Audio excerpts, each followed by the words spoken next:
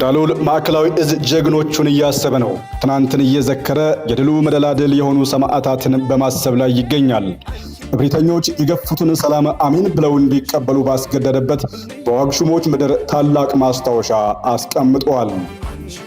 ሀገር ተረካቢ ሕፃናት የሚፈጠሩበት፣ ወጣቶች በክህሎት የሚበለጽጉበት፣ አካባቢው የሰላምን ዋጋ የሚገነዘብበትና ስለ ሰላም የሚዘምር ትውልድ የሚገነባበት ዲጂታል ቤተ መጻሕፍት ሰርቶ አጠናቋል።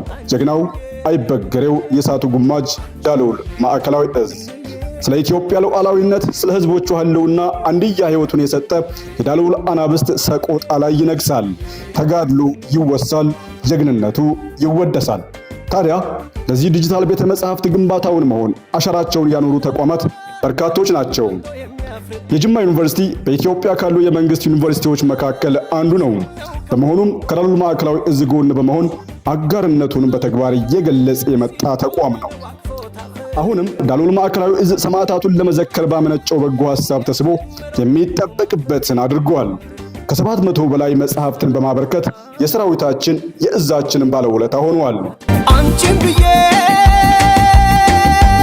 የጅማ ዩኒቨርሲቲ ቤተ መጻሕፍት ዳይሬክተር ወይዘሮ አዲስ ዓለም ጉልማ ማዕከላዊ እዝ ያቀረበው ሐሳብ ለትምህርት ተቋማት ገዥ በመሆኑ አደረግን ከምንለው በላይ ቤተ መጻሕፍቱን ዲጂታላይዝድ ከማድረግ አንጻር የሚጠበቅብንን ሙያዊ ድጋፍ እናደርጋለን ብለዋል። በዳሎል ማዕከላዊ እዝ የሰራዊት ስነ ልቦና ግንባታ ጽሑፍ ዝግጅት ቡድን መሪ ሻለቃ አርጋው ለገሰ ዩኒቨርሲቲው ላደረገው ድጋፍ የከበረ ምስጋናቸውን አቅርበዋል። ቤተ መጻሕፍቱ ትውልድን የሚያንጽ ሰላምን የሚሰብክ በመሆኑ የዳሎል ማዕከላዊ እዝ ጀግኖች የሚታሰቡበት ነው። ጅማ ዩኒቨርሲቲ ደግሞ የዚህ የተቀደሰ ተግባር ባለድርሻ በመሆን ላደረገው ትብብር የላቀ አክብሮታችንን ለመግለጽ እንወዳለን። ዘላለማዊ ክብርና ሞገስ ለጀግኖች ሰማዕታት።